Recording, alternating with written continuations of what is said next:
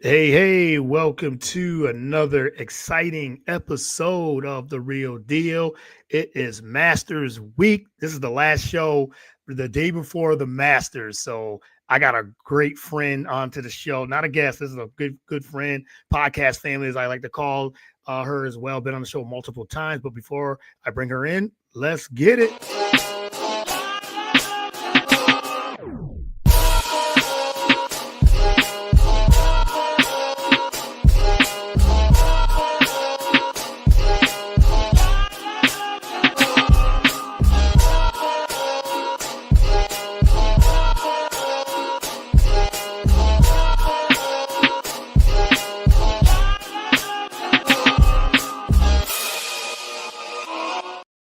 All right, welcome to Masters Week. This is the Super Bowl of golf. This is the biggest event, the first of the majors as well. So I've been having a lot of great guests this whole entire week because it's exciting. If you're into just golf betting, DFS. If you just like to watch it, just casual fan. I know a lot of fans that are casual. This is their first tournament they usually watch. So had you covered throughout. So, but you can follow the show on all the podcast platforms. That's either Apple, Spotify, Spreaker, iHeartRadio. We're also on BS3TVLive.com, BS3 Network on the Roku channel as well. And you can also follow me on all the social media platforms: Twitter, Facebook, Instagram, TikTok. Also on Blue Sky a little bit, so trying to get into that as well. So wherever, like I said, wherever you consume podcast and in social media, you can find the shows all there, YouTube as well. So without further ado, let me bring in my good friend back to the show. Like I said, it's Masters Week, so it's only right that I bring her in. KellyInPhoenix, Kelly Singh. She does. I mean, she's done a little bit of everything: fantasy football, golf content, yeah, just DFS, betting, women of fantasy football. Like the list goes on and on and on. So Kelly, welcome back to the show. It's been too long, so really appreciate it. Courtney, hello. I'm so happy to see you. And please Yes. tell your lovely wife I said I hello. will. I definitely will. Well, thank you, and hello to you and your family as well. And like I said, it's been way too long. I think the last time we did something together is well, we saw each other at the Super Bowl, the last Super Bowl, not this past one, but the last one. I didn't go to this one, but the last one, and but we met. We've been met each other in person, so it's always good catching up with you. So Was thank it you for doing Masters this. last year that It we might have last been got Masters together? last year. It might have been Masters last year that we did a show together. So it's like it's only right that we do this again. And like I said, it's Masters Week, so I know this is a very exciting time for you as well. So how's everything going? How have you been with everything and heading into this Masters Week? Yeah, I'm doing great. Things are looking up over here. Yeah. Still looking for a job, but that's okay. I'm excited to go to the NFL draft. That Okay. worked out because I have lovely friends who offered to put me up in a room, and then I had flight miles. So despite Okay. not having a job, I'm still I'm Still still living out life. here. Yeah, still living life. You still have to do that. I mean, that's despite, like I said, we were talking before we started recording how I said things will be looking up for you because you've done so much in this industry. Thank you. You will find something because I know how hard of a worker you are. So you will definitely find something. So things will be looking on the up and up. So keep on going, but you still got to live life. Still got to continue to just there's vacations and going to all these places and events, things like that. So that shouldn't stop you. So continue to keep doing what you're doing. It's Masters Week, though, Yeah, so and it's how could I Masters Week. not be happy? Yes, It's like Christmas for golfers. right, exactly. And as they say, a tradition unlike any other is upon us. That's it right there. Masters Week's 89th Masters, and there's so many good storylines, so many things. We're gonna get into the betting side, DraftKings side. I love your analysis because you bring it from you do like spreadsheets and things like that. So Before we get into storylines, talk about your process of how you do your picks, which I love. Like I said, you have your spreadsheets and things like that, the numbers and your model and things like that. So talk a little bit about the process of how you find your value plays and all those things. Yeah, of course. One thing that I would encourage everyone to do is just cross reference all of your data. I know it Hmm. sounds like a lot of work, but it does pay off at the end of the day because you start to see patterns, and Yeah. patterns are what help me to choose who I'm spending my money on. So, one of my favorite tools, I'm not paid for this tool and hopefully it doesn't like cross over or anything, but datagolf.com, it's very inexpensive and you get a ton of tools. Even if you use the free version, you still have access to some of the tools. But I love to look at first, I will look at the prediction. Where they take all of the data and Yeah. try and predict who's going to win by what percentage to make the cut, top 20, top 10, top 5. I like to look at course history. Hmm. So, Augusta has a very rich history for these players. How did they do over the last 5 years? And I put that together along with course fit. How does this player's skill set fit with the layout of the Yeah. course? And I look at, even if I'm not playing DFS, which I always do, if you don't play DFS, it's still a good idea to look at what are golfers on right now? What are Hmm. managers looking for? So, obviously, Scotty Scheffler is still everybody's favorite player. Yeah. He's going to be on probably 30% of rosters for DFS. Right. Um, and I don't know that I want to play with that. I'm not sure that I want to pay for that and have so many people on with Scotty Scheffler. So, anyway, I'm rambling, but I start to take the names that I like, whether they're a value pick or they're expensive or they're somewhere in the middle, and I cross reference where are they showing up on course history? Where are they showing up on the predictions? Where are they Yeah. showing up as far as skill and fit? And do any of these names populate with some of the other big names out there? Last but not least, Courtney, I love plain old PGAtour.com. Hmm. Type in one by one your roster's names and see there's a stats tab and see where does your player shake out amongst the rest of the field in the areas that are most important. So at Augusta, approach and putting are king, and that's what I'm looking at. I love it. I love it. And then you said it checks all the boxes, and there's just so many different ways. I've listened to, as you said, I listen. Always listened to your analysis when when you have your podcast or anything like that. And there's so many different ways to look at, especially at a major, like the Masters, where you talk about that their Masters record, their recent form, if they're excellent iron player, they excellent short game player, they recent putting success, because this is such a rich history. Like this, I think the type of player for this, and I've been doing this for quite a few years too with you, especially when we've met each other over the last 4 or 5 years now, Yeah. and we talked a lot, and we always talked about, okay, heading into something like a major like this, what are the boxes? And this is one of the tournaments where I think all those boxes need to be checked in this type of major, because they said it's got such rich history, and you have to know the course, and that's why you see some players that have won multiple masters, um, are usually the ones that make the cut. And but like you said, you have all those data points. I think it makes total sense if you're into, like I said, if you're into betting and you want to try to win something that you're putting out there, and just having some fun with it too. Yeah, for sure. I mean, I definitely get a lot deeper into it than most people do, but that's part of the fun for me Yeah. is I'm picking this player, this player, this player, and then I don't look at anybody else's picks until I'm done. Yeah, And right. then I like to see, oh, they like this guy too.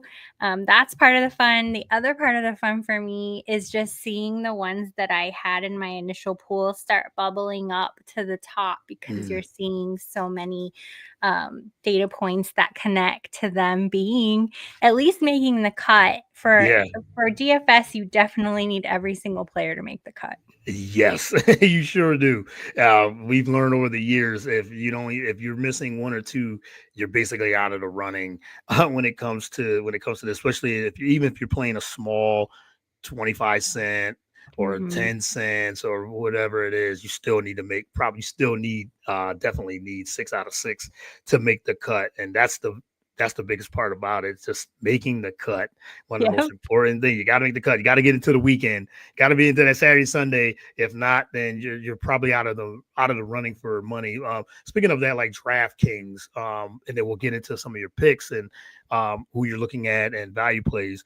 Uh, how do you select which? Because there's so many different ways to play. How do you know like what contest to look for? I love your analysis on this because like I said, everybody's different. Some people just love the Millie Maker. Normally they go for the big one, and that's a hard unless you're playing 150, 200 lineups in Yep. there. That's very hard. I might put one in just to see. Okay, I'll just throw one lineup in just to see if it works. Usually it doesn't, but because there's so many people are trying to play that, but there's so many different contests. You got 25 cent contests. You got sometimes they have 3 cent contests. They got 5 cents and 10 cents and dollar ones. But how do you narrow it down, especially when it comes to something like a major? Yeah, for sure. Yeah, it's not worth entering the Millie Maker, for instance, if you're not using a tool or Mm, some sort of system that allows you to put out multiple lineups. And the reason that is because you'll be using an optimizer. You may say, I definitely need this player in it, and it's going to spit out all of these entries. And there are tools that will automatically import them for you. There are people that will spend the money on all of those tools and do it, and good for them because there are yeah. people making millions, and that's Right. Right. amazing. For Yeah. me, I've told the story before how I was able to buy my daughter Yeah. her first car. It was a used car. It was only 6 grand, so don't like have all of these amazing fantasies. Um, but it was based on double up tournaments, maybe a $5 where I'll win 10, or single entry. Single entry tournaments are what work for me. I enjoy that the most. And in a single entry tournament is where you can get more creative. Mm, You want yeah. your roster to look slightly different from everybody else's. Where I mentioned Scotty Scheffler, excuse me, Data Golf actually projects for DraftKings, which is another bonus. And like I said, 30% of managers are on Scotty Scheffler. So I don't know if I want him to be my main star. If Mhm. I want, I don't know who I want to be my main star. Actually, I have a lot of people that I've got eyes on, Right. but I don't think that I would play Scotty Scheffler in a single entry tournament. Maybe in a double up tournament just because he's Right. gonna put the points in and I'm gonna stay afloat. Yeah, yeah, for sure. And I like that because when we wasn't met in person with at the I think it was at Fantasy Football Expo, and you were hosting. It was a seminar type of thing, and you were talking about this about the double up and single entry, and I took that and said because I was playing like just a bunch of random. I was like, I'll put this person in this lineup, put this person in this contest, with this person in this contest. But you really broke it down where single entry because you can be different. It's not Mhm. as many people in it. Like the Millie Maker, I'm looking at it now. Price is over $4 million, but it's there's over 407. There's gonna be 470,000 Right. entries in that, and you can play 150 lineups and maybe like I said, and maybe luck up and get a couple of them to hit. something, but I'm not playing 150 lineups. I don't have that type of Right. money to play 150 lineups. I mean, yeah, it'd be my whole bankroll if I did. So, but you said single entry, so I said, okay, yeah, I'll do that. So I'll do a couple of those dollar single entry, which I'm in one that has I think it's like 7,500 people in it. Yeah, something Mhm. like that. It's a smaller Mhm. size, and then I put one in. Like I said, be different. Try to get as different as possible. You might have a better chance of winning. So I really enjoyed that that advice that to kind of switch it up a little bit. And like I said, I'll play a couple million makers just to see if it hits. But Yeah, put yeah, it in. I'm sure yeah, you you got it have in. some DK coins that Yeah, you can yes. even Oh yeah. they Mm-hmm. build up and I forget that they're there and I Yep. make my Me too. lineup and then I'm like, "Oh, I'll just throw the same roster Yep. into, the Yeah. Millie Maker or whatever." For sure, yeah, and I'm with you too. I like those 10 cent, 25 cent ones because you can really hammer those 10 cent. I mean, you play 10 lineups with 10 cents. Yeah, 10 lineups, and just say, okay, 10 different lineups. Just throw it in there, Yeah, and 10 is manageable if you're doing this manually for sure, yeah, yeah, especially if you're using a spreadsheet. hmm I know it sounds like a lot of work, but it's really not once you have a pool of players that you've been following all season. yeah, yeah, and that goes like I said, goes to recent form and things like that too. So Oh, yeah, I forgot. This is the most important part about making money. Well, for my method, every time I reached $100, I would pull it out. yeah, And then start again. And sometimes I may put back in 50 just to play with just for to the have rest it. of the Yeah, time, yeah, but usually it was more like 5 or $10 for this week, and any week that's not Masters week, it might just be 5 or $10. yep. But I really love prop bets too, and I operate the same way. When I reached $100, I pull out my $100 and I start again. Yeah, yeah, I like that. Yeah, I do that too. If I play, like I might take a couple weeks off, and then like I played last week, the Valero, I played that and then won. I think I won like $10. So I said, look, I'll just put that right in there and use that for mass because I knew I was going to play. I had some more on my bankroll, but I'd say, well, this is an additional $10 I won. I'll just use this $10 and play a couple of Mhm. $2 contests or dollar contests. So yeah, I'm with you too. I don't play a lot of the big unless it's something like I said, Masters or Mhm. another major. Then I'll play a little bit more. But like this week, I'm playing a little bit more lineups Yes. just to yeah. So yeah, we definitely think the same way when it comes to this. So what storylines before we get into the betting side and the DraftKings side, things like the DFS side? What other storylines are you looking into? Like you say, talk about Scotty Scheffler. He's going for try to go for back to back, and he's coming in pretty decent form. He's coming out. He's had injuries, slow start to the Mhm. season. He's still the best player, best golfer in the business. But then you got the story of Roy McIlroy. Can he complete that Grand Slam? He's been trying, for many years, trying to get this green jacket. The pressure just keeps mounting, and so that's being talked about. The live guys. So, what other storylines are you looking into? Any golfers or stories that you're looking to? Yeah, I think my favorite storyline that I'm going with right now is that of Jordan Spieth. Yeah, Jordan Spieth is a tale of highs and lows as it, applies yeah, to the Masters. Lately, this season especially, he's been tinkering with his swing and finally has landed on something that's winning for him. It's working for him. He's playing very well. He loves the Masters. A lot yeah. of people predicted Spieth for the Valero Texas Open and the Masters back like a back to back kind of Mm. thing. But I'm really pulling for Spieth this week. I think it's time again for him. Yeah, Spieth is it's another name. He's and again another guy that knows this course. He's won it and he knows it. So it's not. Yeah, yes, he has his ups and downs over the last couple of years. But yeah, pulling for him. I'm pulling for Xander too because again he coming back off an injury just to see how he does. I mean, so many big names. So let's go right there. Let's go start with the big names. Kind of named a few: Roy and Scotty and Xander and Jordan Spieth. What name? Just give us a couple of names in those 9 and 10K that you have your eyes on when it comes to the DFS and betting. Yeah.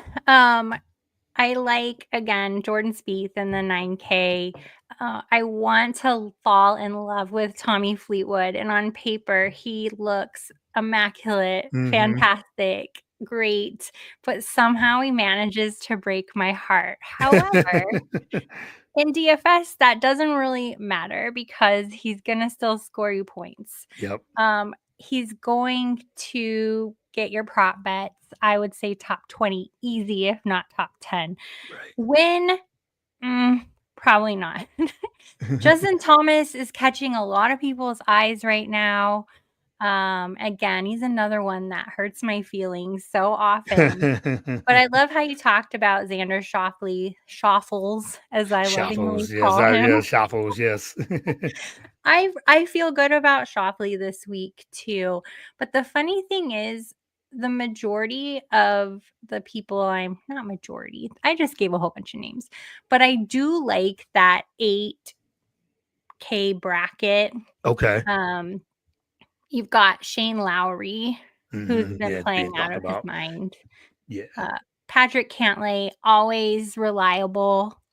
Uh, Tyrrell Hatton, Mm. coming over from Live, of Live, course, yeah, yeah. but you wanna talk about a competitor, that man, do not get in his way or you might get No. hit with something. Yeah, you might get hit with a club. You might get hit with maybe his fist, something. He's always at someone when it's not working out Mhm. for him. Yeah, I love those guys. Fiery guys. And even I'm just running away with this, I'm sorry, Courtney. No, Um, no, I love it. This helps. This good. This will help me and help others that are watching. So yeah. Jason Day dipping down into the 7.5 Yeah. range. Hmm. He's been playing insane. Like, he's playing some of the best golf, I won't say of his life, but it's reminiscent of the best golf of his life for Yeah. sure. It's Jason Day. I gotta love it.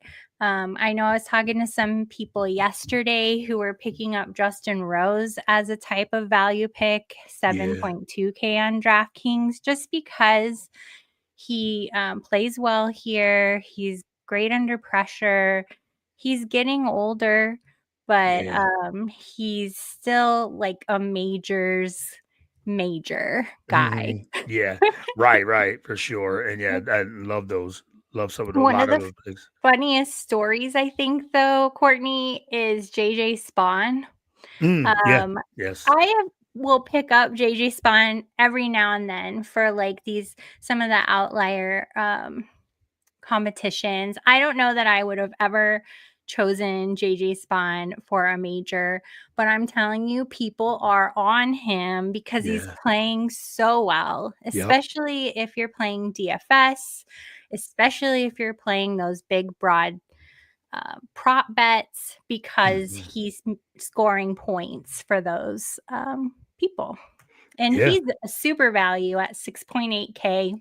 He's going to be on at the end of the day. Right now, it's at 8.5, but I'll say it'll be 9 or 10% of rosters by the time we get there. Yeah, and I mean, a lot of good picks there, great picks, and you need some of those guys like a JJ Spawn and at the bottom of those value picks, especially if you're gonna go heavy with either Scotty or Roy. If you're starting your lineups that Yep. way, you're gonna have to dip into that maybe that 6K and low sevens and finding value there. I like the JJ Spawn.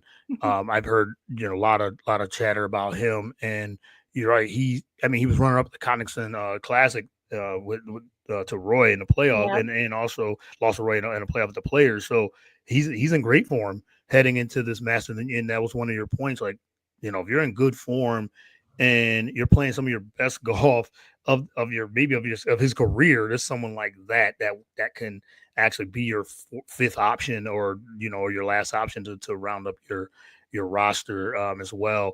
Any other live guys that you're looking into, like John Rahm? I know he had one of those odd years last season.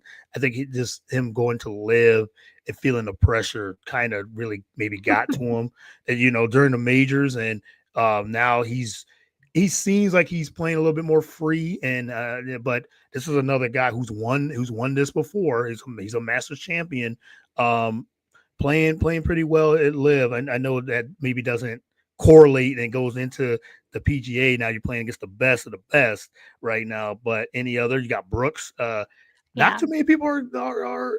I'm sure he's definitely gonna get some steam. But I'm thinking more of usually Brooks Koepka in a major.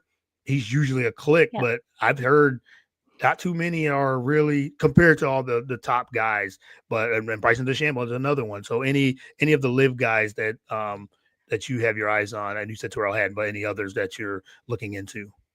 Yeah, Hatton for sure. I have such a hard time with John Rahm. Part of me Mhm. feels like this man is just wasting away the best years of his golf Yeah. life in a way. Right, right. I don't feel like he's as disciplined as the other players. I think he goes out there to go out there. And if he Mm, doesn't play well, he gets very upset. He's very volatile. right. So, not one of my favorites. And it's really hard with him being on live for us to keep track of, is this just a day out on the course or is he really going to bring it? So I'm Okay. staying away from Rom. I do like Kepka because he does come to play. He wants to prove that he is a champion.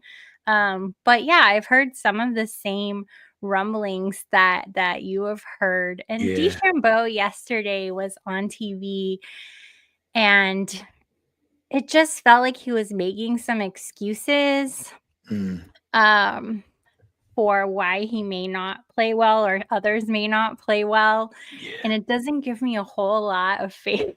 But he's so, quirky. I mean, he came in 6th last year, but he was cut the year before that, he was cut the year before that. Yeah. 46th the year before that. So I'm not really on that train at all. Where you look at Brooks Koepka, 45th last year, not great. 2nd the year before, cut, 7th. I feel a little bit better about those cuts than I do about DeChambeau. Yeah, it is.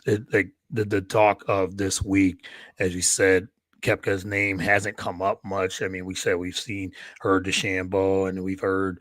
You said John Rahm. Like John Rahm, I think he has the fourth, fifth best odds to win. Mhm. So it's interesting. How about anybody from the bottom, like Sergio Garcia? He's been very popular because he's won it here. He's been talked about a lot this week. Patrick Reed, the 2018 champion, he's another one down at the bottom. Any of those guys that you're seeing any? I'm sure they're going to get some ownership for sure. But any of Yeah. those that you're looking into maybe adding to a couple lineups, or you staying away and pivoting to some of the guys you've already listed? I mean, I looked at Patrick Reed. I would say out of the bunch, he has the best, most consistent record on this Yeah. course. I feel like he'll play well. I just don't like him as a person. So Yeah, yeah, sometimes yeah, that yeah. like strays me away from choosing them. But if you're looking straight at performance, again, it's hard for us to gauge their performance against the field because we Yeah. don't have that data. But historically, Patrick Reed, 12th, 4th, 35th, 8th, 10th, never been cut from the Masters. So I think he's a safe bet if you're not like me and don't dismiss people because you just don't like them. Yeah, the attitude of him, and will probably, I'm sure, keep Mhm. keep people away. But if you're What's just looking for results, I think he might be in a lot of lineups, I'm sure.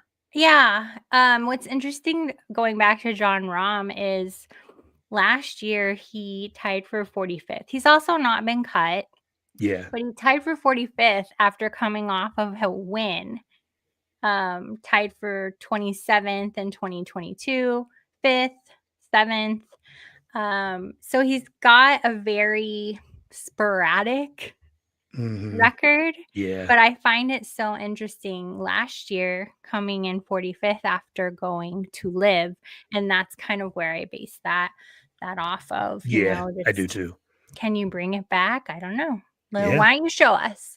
Yeah. Do you know who some people are really in love with is Adam Scott, another Mm, older guy. He's 44, but he's got a great approach. He's great at putting. He has a very mid record, so not terrible, not great. yeah. 22nd, 39th, 48th, 54th, 34th. Very mid, but Mhm. yeah, reliable, cheap. Yeah. So maybe that's a name you might use if you're running short on cash in your DFS lineups. Yeah, that again, a great analysis. Just the other guys. I gotta mention Phil Mickelson, lefty. And you're right. You've named some of the older guys, and it seems like Augusta is one of those places where it does help the older guys. They again, you got to have players that know this course who really study this course. And Phil Mickelson goes out there. He's won it 3 times, and he's 52 years old, or is he 54? He's older. I He's know that. older. Yeah, he's 54, I believe. Yeah, and he's still out there. If he makes the cut, he knows this course inside out. Will you be playing Phil Mickelson any of your lineups? I don't know that I'm playing him in DFS, but I will play him in the top, perhaps even top 5, because I'm looking Yeah, at some of these um odds. Sorry, I forgot. yeah, yeah, yep. I'm looking at some of these odds and they're not terrible. Like if we're looking at Phil to come in the top 5, you can get 1600 plus 1600, top 10 plus 700. And I feel like that's kind of like a good sweet spot. I don't hate Phil in the top 10. And if you really want to get crazy, you can go top 30 on DraftKings at plus 140. So it looks like DraftKings is not hating on Phil Mickelson this week to make the No, cut to even make the top 40, top 30, top 20, and top 10. I like that. I actually like that top 30 and top 40 because he was 43rd last year.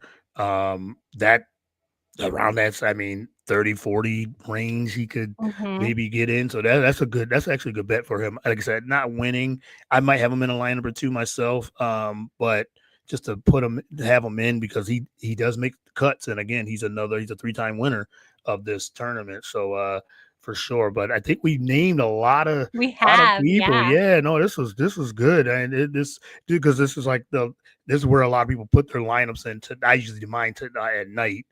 Usually I'll get that window. I might listen to one other show, but I've done all the research, and my Hmm. brain hurts when it comes. Yep. I'm sure for you it gets like that. Sometimes you're like, okay, I've done enough. Now it's time to put these lineups in and submit them and go from there. So just got two more for you if I let you go.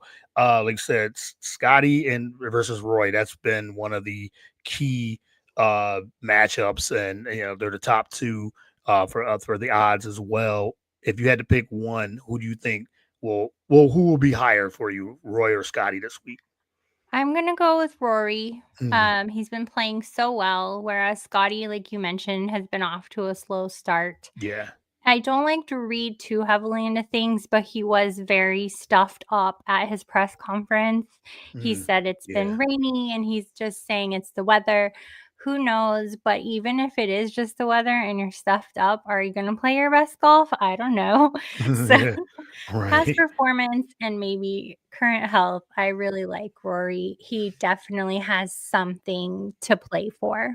Yeah, he seems more dialed in too, and coming. He's got 2 wins this year so far, two big wins so far, and it just seems like this time around he's trying to block the noise. I know it's hard, and people like with us podcasters and broadcasters are talking, but it's a big storyline for him to try to get that. And he did say he's doing a different approach, so we'll see what it looks. I think he can't start slow, and be down so much, make the cut, and then it's like, oh, now you're in contention. But that's always been it. I think he has to start really fast, be in that leaderboard the first couple of days, and I think that Roy I think he'll be fine. But I agree with you. I'm not going to bet against Scotty, but I think if I had to pick one out of the two, I think it's Roy at this point. And like I said, Scheffler, even though he doesn't have a victory this year, he's still playing pretty well Yeah.